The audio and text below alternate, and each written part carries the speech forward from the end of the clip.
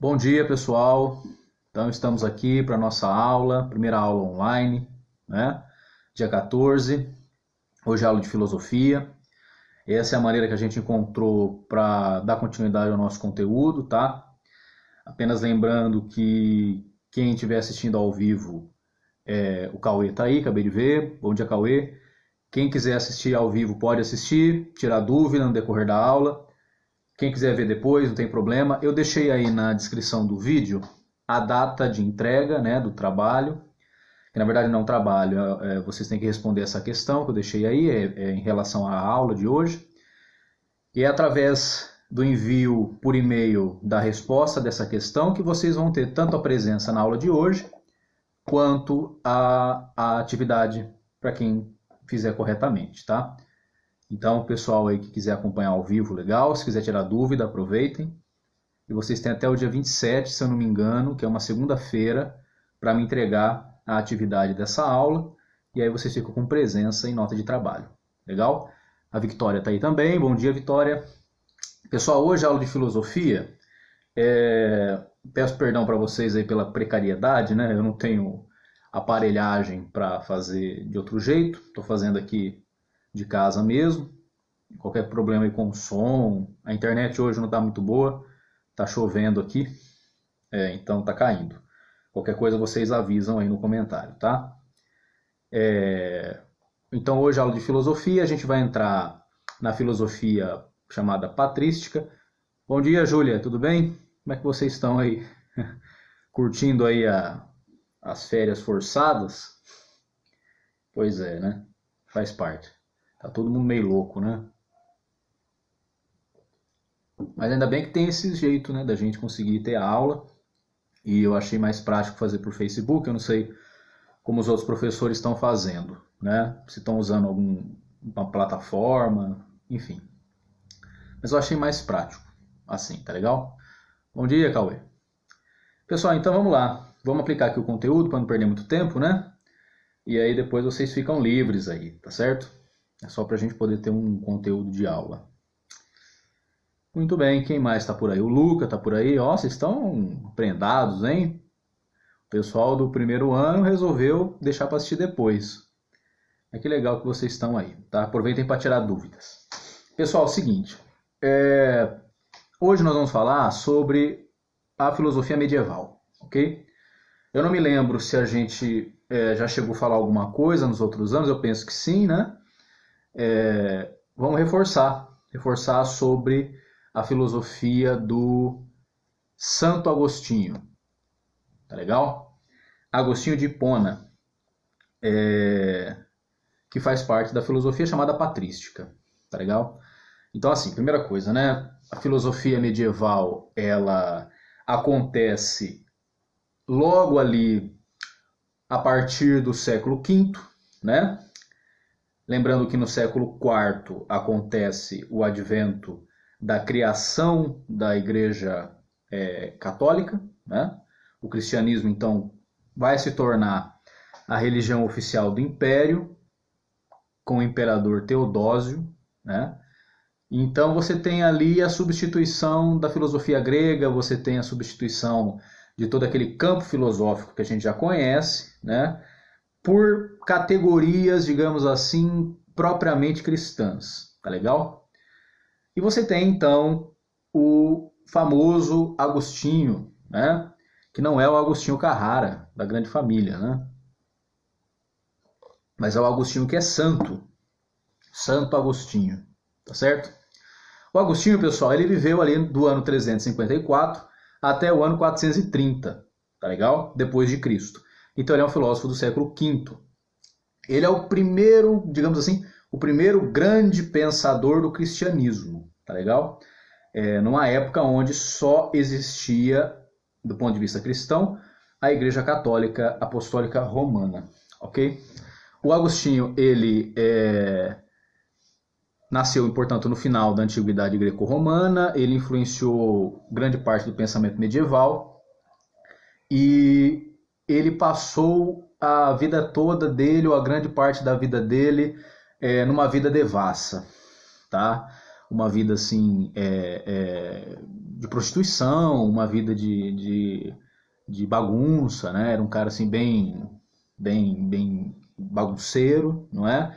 E aí lá, em determinado momento na vida dele, ele achou que ele devia ir para o céu, não é? Ficou com medo de ir para o inferno e aí resolveu se converter, não é?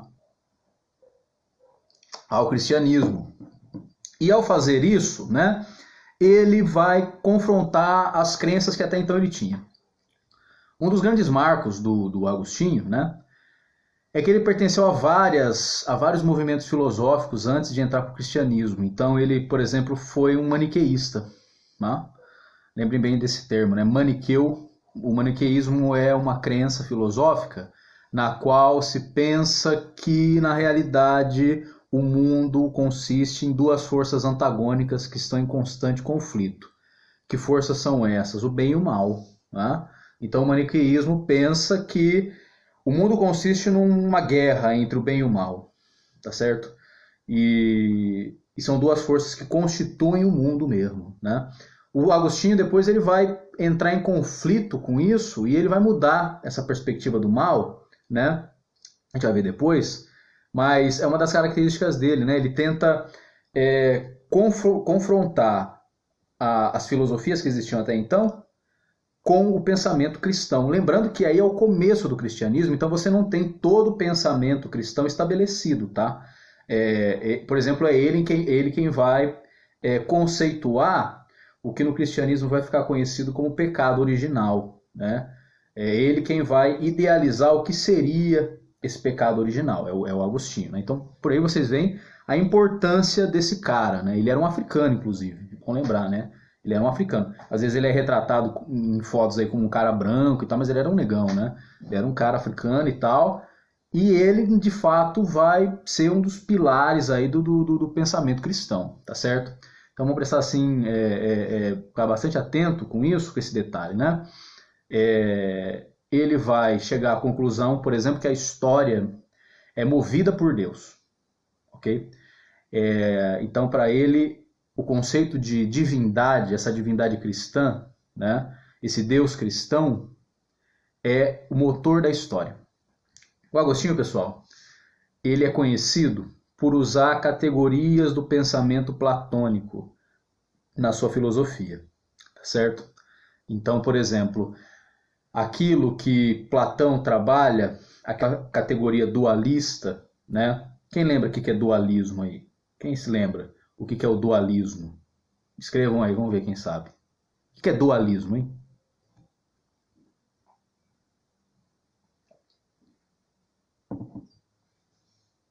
Dou-lhe uma. O que é o dualismo platônico? O que consiste isso? Luca, vai lá, Lucas, escreve aí. O que é o dualismo?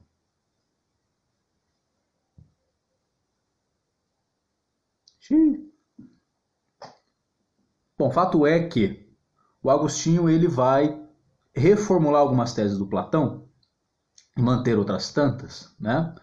E ao fazer isso, ele tenta conciliar principalmente um neoplatônico, né? Que é um discípulo do Platão, que é chamado Plotino, né? Que viveu ali do ano 250, 270 depois de Cristo. E para ele, o espírito interior do homem é o que liga o ser humano à divindade.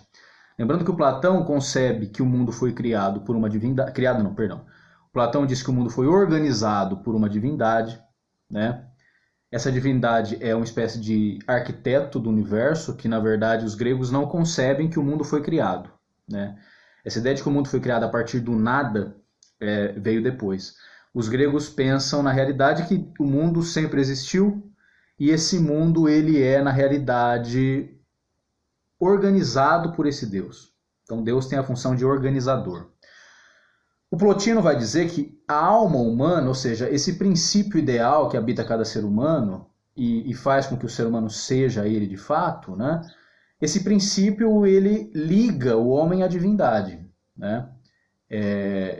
Então, quando o Plotino concebe que o espírito interior do homem liga o homem à divindade, o Agostinho acha isso interessante e vai trazer para si, para o cristianismo, né, essa forma de pensamento. Vamos ver aqui, o Luca respondeu. Não é a separação do corpo e alma, perfeito, né? Isso aí, Luca. O dualismo, ele é a separação do corpo e alma, mas não só isso também, né? A separação do mundo físico para o mundo ideal, a separação do mundo sensível, que é esse mundo que nós contemplamos, né? Esse mundo que nós temos contato, que para Platão é um mundo errôneo, né? Vocês lembram disso, né? O Platão concebe que o mundo sensível é o mundo da aparência. E como Platão busca a verdade, ele não concebe que a verdade possa estar em algo que muda o tempo todo, né? Esse mundo aqui é um mundo passageiro, né? Esse mundo aqui as pessoas nascem, morrem o tempo todo, né? Envelhecem, mudam de opiniões. É um mundo que está em constante mudança e na concepção platônica a verdade não muda, né?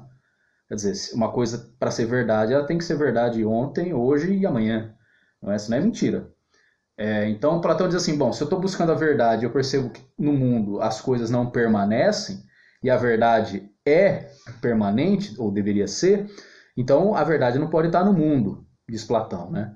Bom, se a verdade não está no mundo, que é imperfeito, que é material, que é transitório, então essa verdade só pode estar na essência. A essência é a ideia, Platão concebe, portanto, não apenas um mundo sensível, material, mas um mundo ideal, um mundo racional, um mundo arquétipo, não é? Onde tudo que existe aqui é uma cópia mal feita de lá, não é? Então o Luca, por exemplo, aqui, segundo Platão, o Luca, ele nada mais é do que uma cópia, né? Mal feita, inclusive, diria o Platão, do Luca racional, ideal que existe no mundo das ideias, né?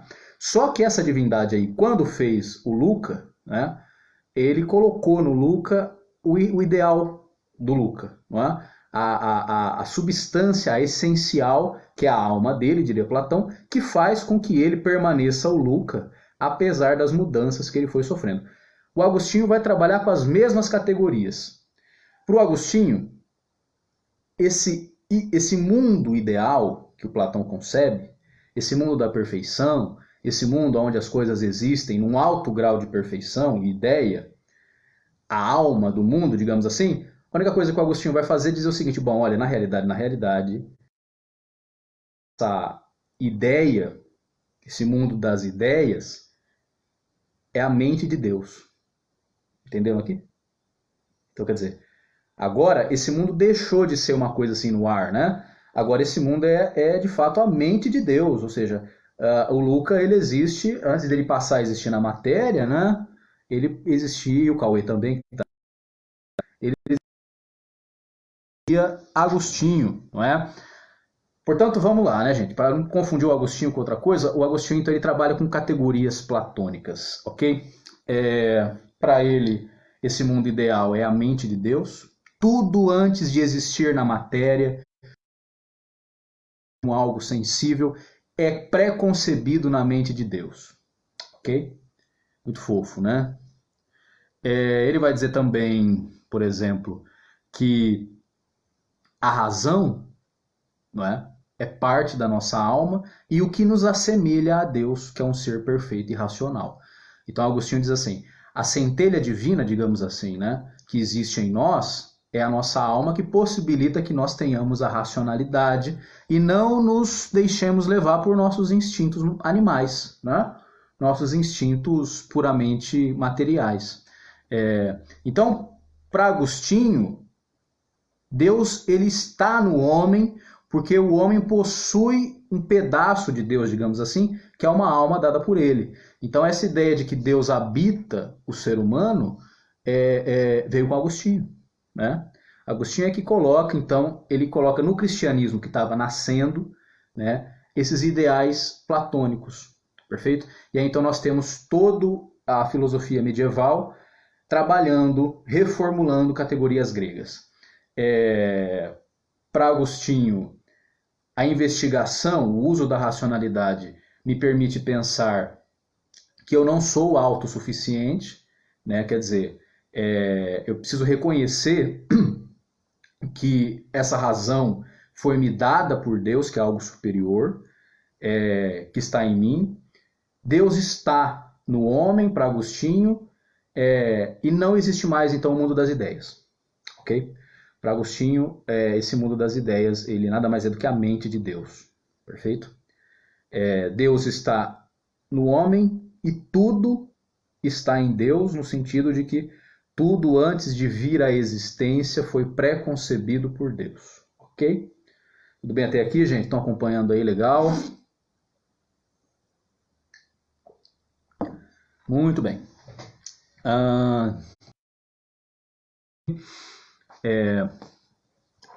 Esse período filosófico, né, que começa com Agostinho, você vai marcar o século V e vai até o século XV. Tá?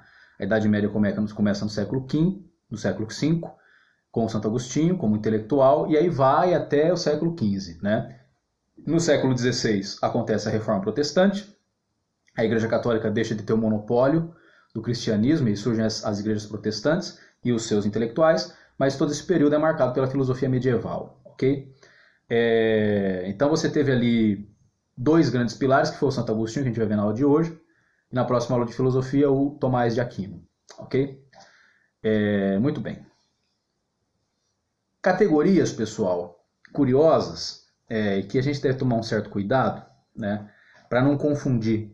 Não é porque o Agostinho pega ideais platônicos que ele é um platônico. Ok? Ao mesmo tempo que ele usa algumas ideias do Platão, ele também modifica elas. O Platão, por exemplo, não concebe um Deus que criou as coisas a partir do nada. Né? Para Platão, Deus é um arquiteto, um ente que só serviu para organizar o mundo e botar cada coisa no seu devido lugar. Tá? Já para o Agostinho, Deus fez o mundo ex nihilo, como diz em latim, ou seja, a partir do nada. Né? Deus sempre existiu. Na visão dos gregos é o universo que sempre existiu. Para Agostinho agora Deus sempre existiu, ele é eterno, né? E o mundo vem a partir dele. Ok? Agostinho vai dizer, por exemplo, que a criança ela precisa de alguém para ensiná-la, não é? Então o primeiro ato que deve acontecer com o homem quando ele vem ao mundo é ser batizado, segundo Agostinho. O que torna o homem filho de Deus não é o fato dele nascer, tá? Diria Agostinho, mas o fato dele ser batizado. O batismo é o que insere o homem na filiação divina, não é o nascimento. Então Agostinho separa, né? Criatura de filho de Deus. A criatura é o que nasce, perfeito? Então se você nasceu e você não é batizado, você é uma criatura, diria Agostinho. Você passa a ser filho de Deus a partir do momento em que você é batizado. É um ato que te insere na filiação divina. O fato da criança precisar ser ensinada significa dizer que nós temos uma razão, mas uma razão que precisa ser educada. Né? O que já faz com que nós tenhamos certa humildade de reconhecer que isso nos foi dado, não é? Por alguém superior e que nós precisamos educar-nos, né? A saber utilizá-la. Daí a importância da educação, diria Agostinho, né? E para ele, todo ser humano tem uma ânsia, né? Uma sede de buscar a perfeição. Para ele, a perfeição é um sentimento inato no ser humano, né? O ser humano ele tem certas sedes, digamos assim, diria Agostinho, né? Que aí são inatas a nós.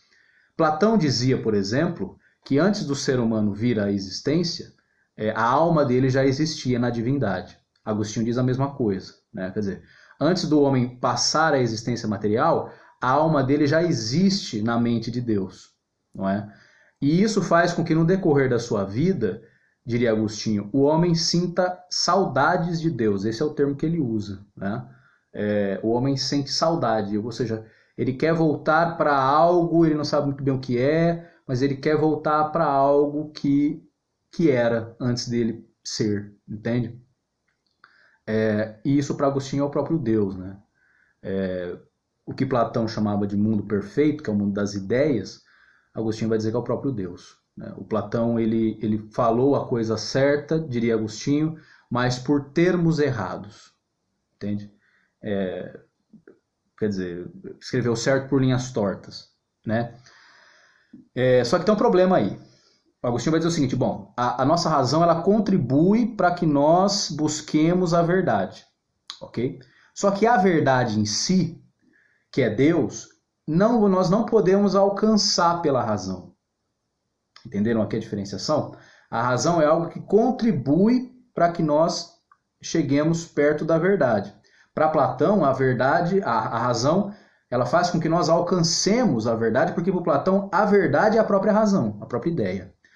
Para Agostinho não, a verdade, a razão ela é um contribuinte, digamos assim, ela dá uma força, ela dá um empurrãozinho, né, para que a gente possa se aproximar na medida em que racionalmente nós vamos questionando sobre as coisas, não é? E buscando aí um porquê das coisas, mas só a razão para Agostinho não basta. Para eu ter um conhecimento de Deus, eu preciso ter um elemento que é fundamental na filosofia de Agostinho, tá? Guardem bem isso. É o elemento chamado revelação, ok?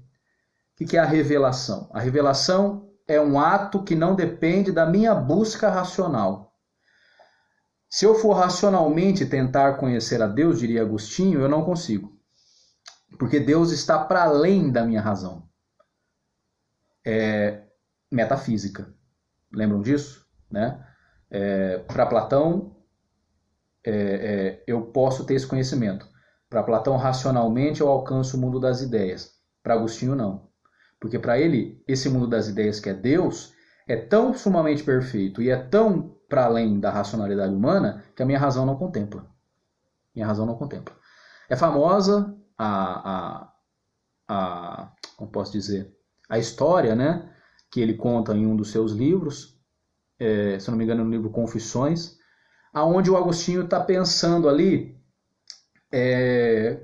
o que seria a Trindade. Ele é um dos filósofos que vai pensar e conceber o Deus Trino, né, que é o Deus do cristianismo, né, que são três pessoas em um só Deus. Então, portanto, Deus Pai, Deus Filho, Deus Espírito Santo, mas é um só. Mas ao mesmo tempo que é um, é três, né? Então, e são três e é um só. Então, isso, para a lógica grega, não colava. Foi para lá, ou é ou não é. Lembra do Parmênides, né? Ou o ser é ou o ser não é. Como é que o ser pode ser um e três ao mesmo tempo? Então, Agostinho foi um dos primeiros pensadores cristãos a ficar matutando isso, né? Pô, de fato, né? Se Deus é perfeito e é a lógica absoluta, como é que pode ser e não ser? Como é que é um e ao mesmo tempo é três, né? E é famosa e ele está tentando racionalmente entender isso, né? Ele fica maquinando isso na cabeça dele. E aí conta que ele uma vez estava andando numa praia, né? Assim, pensando sobre isso, né? Quebrando a cabeça ali, né? Pensando sobre essa questão. E aí ele vê uma menina na beira da praia cavando um buraco na areia, né? E pegando um pouco da água do mar e jogando no buraco. Então, ele percebeu que essa menininha estava fazendo isso o tempo todo.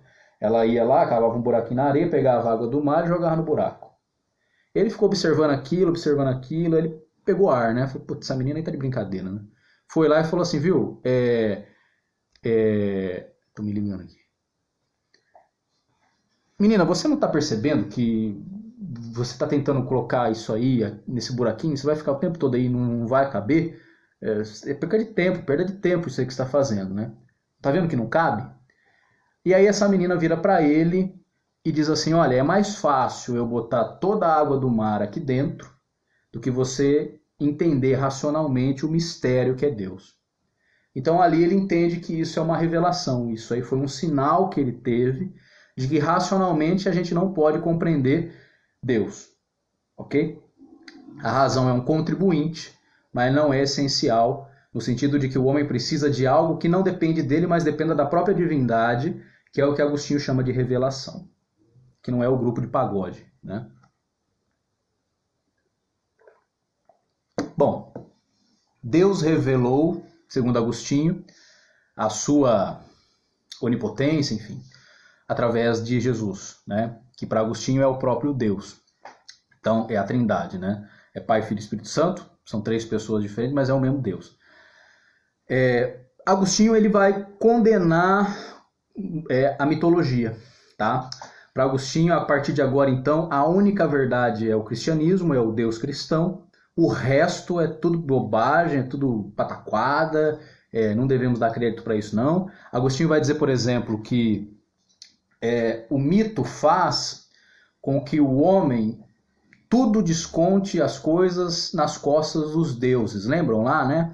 A mitologia grega e mesmo a mitologia romana, né? Tudo que acontecia no mundo era Deus, né? Chovia, Deus. Raio, Deus. Amor, um cupido, não sei o que tem que tal. Agostinho vai falar, não, o homem precisa assumir a sua responsabilidade no mundo. Ou seja, para Agostinho, o homem não deve jogar nas divindades a culpa, mas ele deve assumir, porque para Agostinho o homem é livre, ok? Deus fez o homem livre. E dentro da nossa liberdade, nós devemos assumir o que nos é culpa.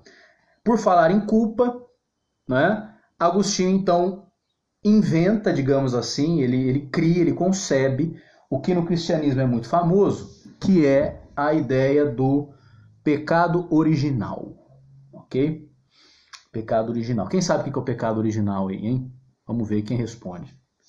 Quem sabe o que é o pecado original no cristianismo? Foi o Agostinho quem concebeu. Será que quem que tá aí online? Vamos ver aqui. Cauê, tá aí, o Cauê e o Luca. Alguém sabe o que é o pecado original?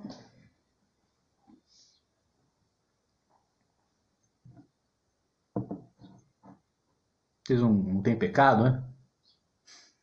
Pecado original, pessoal, nada mais do que a ideia de que o ser humano, ele, ao nascer, lembra que eu disse para vocês no começo da aula, que para Agostinho o ser humano só se torna filho de Deus depois do batismo, porque para o Agostinho vai olhar aquela passagem do Gênesis, né, que conta lá a história de Adão e Eva, e o Agostinho vai dizer que isso aí, exatamente, Adão e Eva. Isso, é isso mesmo, Luca. Ou seja, o Agostinho vai olhar a história de Adão e Eva, que é uma história hebraica, né? E para os hebreus, para os judeus, né, que são o povo que escreveu esse mito, né? Ali não fala de pecado original, tá? Isso é importante que vocês saibam. Na visão isso, Cauê, explica a imperfeição humana. Na visão dos hebreus, é isso que o Cauê colocou. Só mostrar que o ser humano é imperfeito, tá? E errou. Mas para o Agostinho não. Para o Agostinho isso mostra que o ser humano não só é imperfeito, mas que ele isso. E também fala sobre a origem do ser humano, perfeito. Só que o Agostinho ele dá um passo para frente, né? Ele vai dizer o seguinte, bom, não é só isso. Aquilo ali não é só a história da origem do ser humano, mas aquilo ali é a marca que nós carregamos para o resto da vida.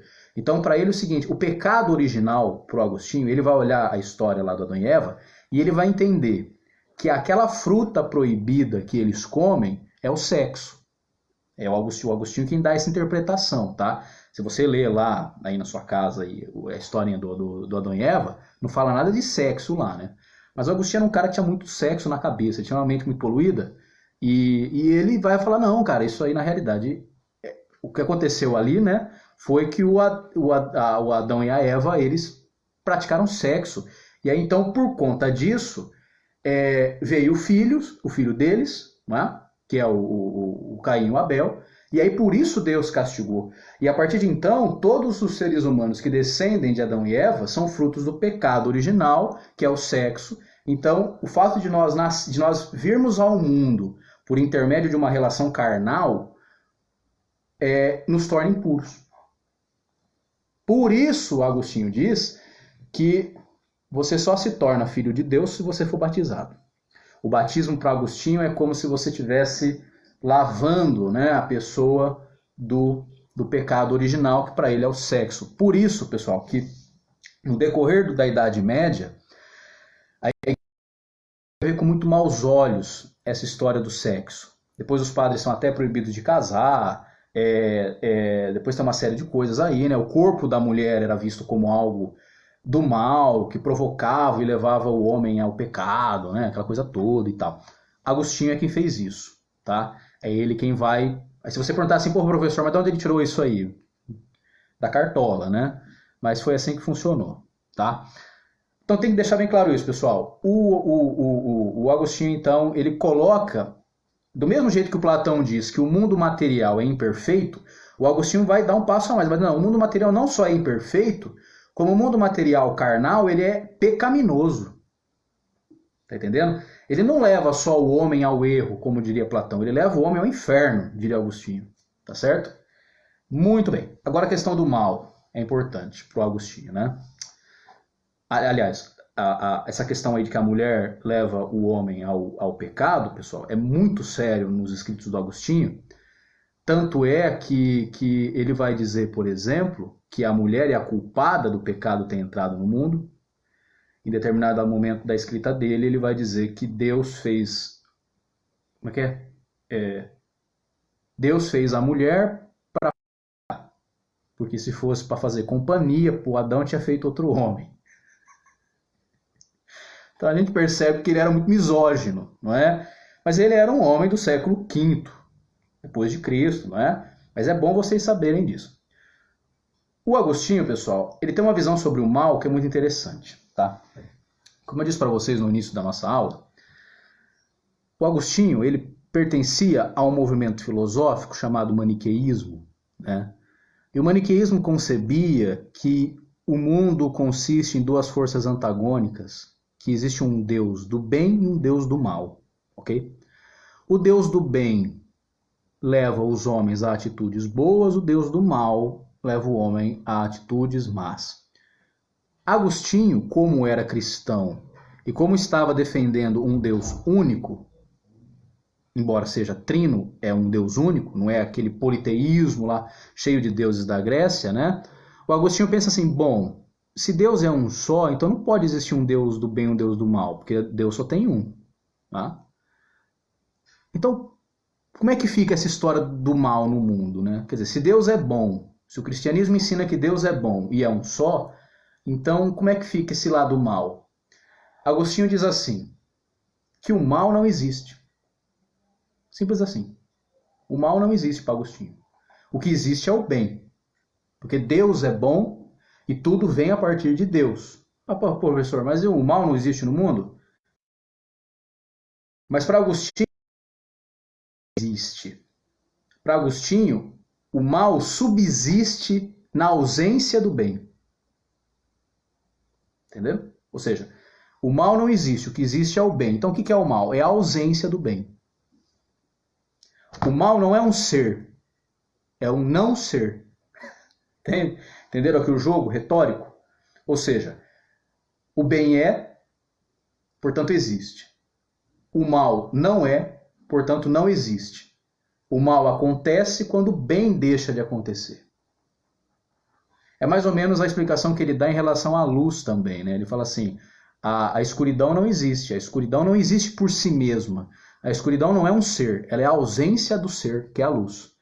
O mal não é um ser, ele é a ausência do ser, que é o bem. Então é um jeito que ele encontra, não é, para resolver o problema do maniqueísmo. Então a partir de agora não são dois deuses do bem e do mal que se confrontam, não. Só existe o bem, o mal é a ausência desse. Tá claro, gente? Legal? Para Agostinho, a verdade, portanto, é Deus. Ela chega para nós através da revelação, ok? O fato de nós possuirmos um pedacinho de Deus dentro de nós, que é a alma, nos ajuda a entender isso, né? Para Agostinho, você pode viver nas trevas a partir do momento que você não busca amar a Deus, ok? Você precisa ter um cuidado, né, nas suas atitudes para que você não venha a se distanciar desse Deus. Para ele, Deus é amor. Agostinho vai dizer isso, que Deus é o próprio amor, ok? E o mal acontece quando nós nos distanciamos, portanto, disso. Para Agostinho, Deus contempla todas as categorias gregas, propriamente filosóficas, clássicas, que outrora pertenciam, por exemplo, a Sócrates e a Platão, ao mundo das ideias, por exemplo. Para Agostinho, Deus é o belo, para Agostinho, Deus é a bondade, para Agostinho, Deus é a justiça em si, e para Agostinho, Deus é o amor em si. Tá? Todas aquelas categorias que o Platão disse que existiam na perfeição no mundo das ideias, o Agostinho concentra tudo num único ser, que é Deus. Então Deus é a bondade, Deus é a beleza, Deus é a justiça, Deus é o amor, ok? E, portanto, são conceitos platônicos. Perfeito? Que mais aqui que eu acho importante?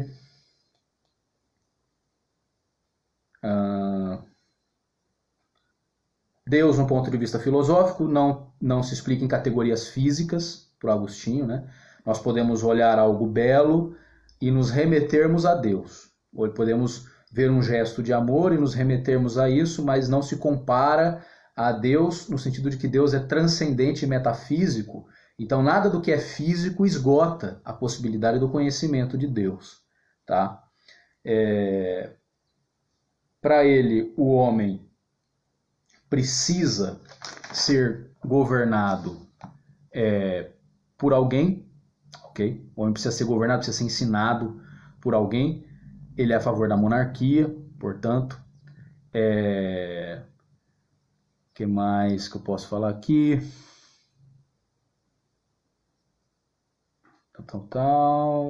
Bom, pessoal, eu penso que essas categorias, então, de pecado, perdão, né, diferenciação entre corpo e alma, esse peso que é dado, né, a ideia de que a alma é algo negativo, de que o corpo é algo negativo, que o corpo precisa ser ignorado, que o corpo precisa ser até, em certa medida, negado para que a alma seja sobreposta, é bem agostiniano, né? Essa ideia de que a mulher é uma raça inferior também é mantida por Agostinho. Ele vai dizer que o corpo é algo extremamente desnecessário e por isso que pouco importa se você o perde. Né? Na visão dele, o princípio imortal do homem permanece mesmo após a morte. E isso é uma das coisas também que ele se diferencia do Platão, porque o Platão pensa ou concebe a reminiscência da alma. Né? Para Platão, que é a mente em psicose ou a reencarnação. Né? Para Platão, à medida em que o corpo deixa de existir, a alma vai migrando para outros corpos. Né? Para Agostinho, não. Para Agostinho, você existe uma única vez e quando você morre, a sua alma volta para a origem dela, que é a mente de Deus, que é o que ele concebe no livro Cidade de Deus, onde ele escreve sobre o paraíso. Né? Então, para ele, o paraíso nada mais é do que um reencontro com a origem do seu ser, que é o próprio Deus. Tá? Então, aquilo que o Platão vai chamar de mundo das ideias, o Agostinho vai dar o nome de Cidade de Deus. Aquilo que o Platão chama de demiurgo, que é um gênio que organiza o Deus cristão. Aquilo que Platão chama de alma, que é o que dá vida ao corpo, Agostinho vai chamar de espírito, que é a parte divina do homem. Ok? Muito bem. Então, pessoal, é importante que nós saibamos isso em relação ao Agostinho, tá legal? Lembrando sempre que vocês precisam responder a questão que eu deixei aí, é uma questão fácil, vocês podem digitá-la. Eu recomendo para vocês que vocês copiem ela no corpo do e-mail quando vocês forem me mandar, né? E aí vocês respondem lá mesmo, tá? Quem quiser me mandar pelo WhatsApp pode também, não tem problema, tá? Mas mandem até a data que eu deixei aí, porque tanto a presença na aula, nessa aula aqui, quanto a nota da atividade vai ser dada pelo e-mail, tá legal? Até a data que vocês me enviarem. Pessoal, alguma dúvida em relação ao Agostinho? Ficou claro aí? Se tiverem, pode colocar.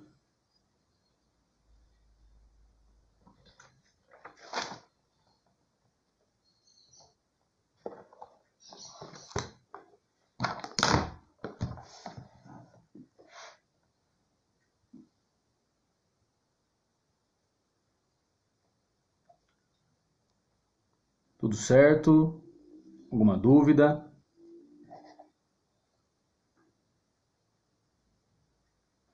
Um outro detalhe também, pessoal, que eu esqueci de comentar, né?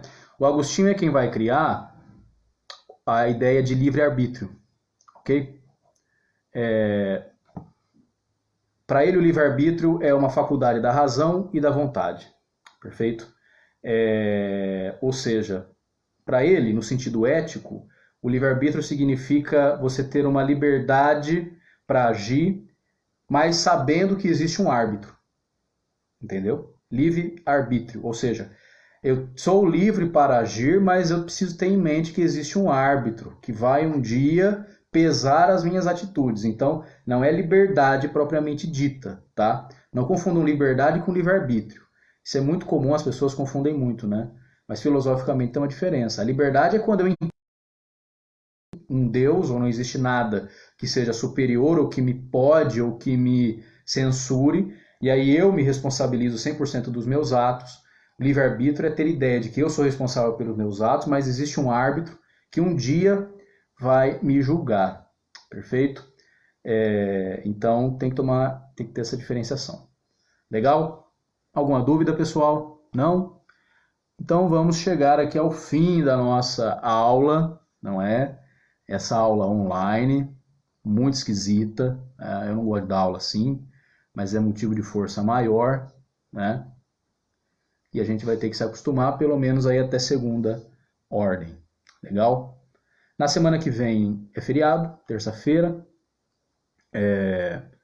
Então na próxima aula vai ser aula de sociologia, né? E aí a gente vai entrar no tema da sociologia. Legal?